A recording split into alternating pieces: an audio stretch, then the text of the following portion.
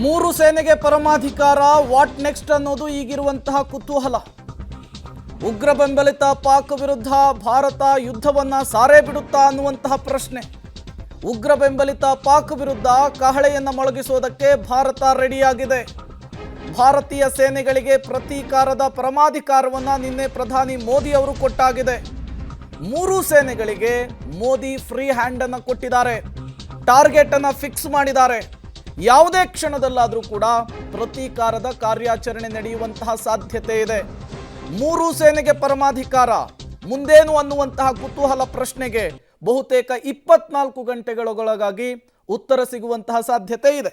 ಇದೇ ವಿಚಾರಕ್ಕೆ ಸಂಬಂಧಪಟ್ಟಂತೆ ಮತ್ತಷ್ಟು ಡೀಟೇಲ್ಸ್ ಅನ್ನು ಕೊಡ್ತಾರೆ ಶಬೀರ್, ನೇರ ಸಂಪರ್ಕದಲ್ಲಿ ಜಾಯ್ನ್ ಆಗಿದ್ದಾರೆ. ಶಬೀರ್, ಒಂದು ಕಡೆ ಆರ್ಮಿಗೆ ಫ್ರೀ ಹ್ಯಾಂಡ್ ಅನ್ನ ಮೋದಿ ಕೊಟ್ಟಿದ್ದಾರೆ, ಮತ್ತೊಂದು ಕಡೆ ಬ್ಯಾಕ್ ಟು ಬ್ಯಾಕ್ ಮೀಟಿಂಗ್ ನಲ್ಲಿ ಭಾಗಿಯಾಗ್ತಿದ್ದಾರೆ.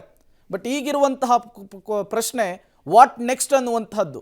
ದೆಹಲಿ ಸೋರ್ಸ್ ಏನು ಡೀಟೇಲ್ಸ್ ಕೊಡ್ತಾ ಇದೆ ಈ ಬಗ್ಗೆ ಅಂತ?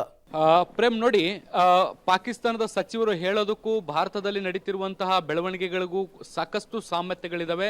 ಪ್ರಧಾನಿ ನರೇಂದ್ರ ಮೋದಿ ಅವರ ನೇತೃತ್ವದಲ್ಲಿ ಬ್ಯಾಕ್ ಟು ಬ್ಯಾಕ್ ಸಭೆಗಳು ಕೂಡ ನಡೀತಾ ಇದ್ದಾವೆ. ನಿನ್ನೆ ಸೇನಾ ಮುಖ್ಯಸ್ಥರ ಜೊತೆಗೆ ಪ್ರಧಾನಿ ನರೇಂದ್ರ ಮೋದಿ ಅವರು ಸುದೀರ್ಘವಾದಂಥ ಮಾತುಕತೆಯನ್ನು ನಡೆಸಿದ್ರು, ಸಭೆಯನ್ನು ನಡೆಸಿದ್ರು. ಮತ್ತೆ ಸಭೆಯಲ್ಲಿ ಭಯೋತ್ಪಾದಕ ವಿರೋಧಿ ನೀತಿಯನ್ನು ತಾಳಲಿಕ್ಕೆ ಬೇಕಾದಂಥ ಅಗತ್ಯ ಕ್ರಮಗಳನ್ನು ತೆಗೆದುಕೊಳ್ಳಲಿಕ್ಕೆ ಸಂಪೂರ್ಣ ಸ್ವತಂತ್ರರು, ಸಮಯ ದಿನಾಂಕ ಎಲ್ಲವೂ ಕೂಡ ನಿಗದಿ ಮಾಡಿ ದಾಳಿ ಹೇಗಿರಬೇಕು ಅನ್ನುವಂಥದ್ದನ್ನು ಕೂಡ ನೀವೇ ನಿರ್ಧಾರ ಮಾಡಿ ಅಂತಿಮವಾಗಿ ಸೇನೆ ಅಲ್ಟಿಮೇಟ್ ಆಗಿ ನಿರ್ಧಾರವನ್ನು ತೆಗೆದುಕೊಳ್ಳಿ ಅನ್ನುವಂಥ ನಿಟ್ಟಿನಲ್ಲಿ ಈಗ ಸಂಪೂರ್ಣವಾದಂಥ ಫ್ರೀ ಹ್ಯಾಂಡ್ ಅನ್ನು ಕೊಟ್ಟಿದ್ದಾರೆ.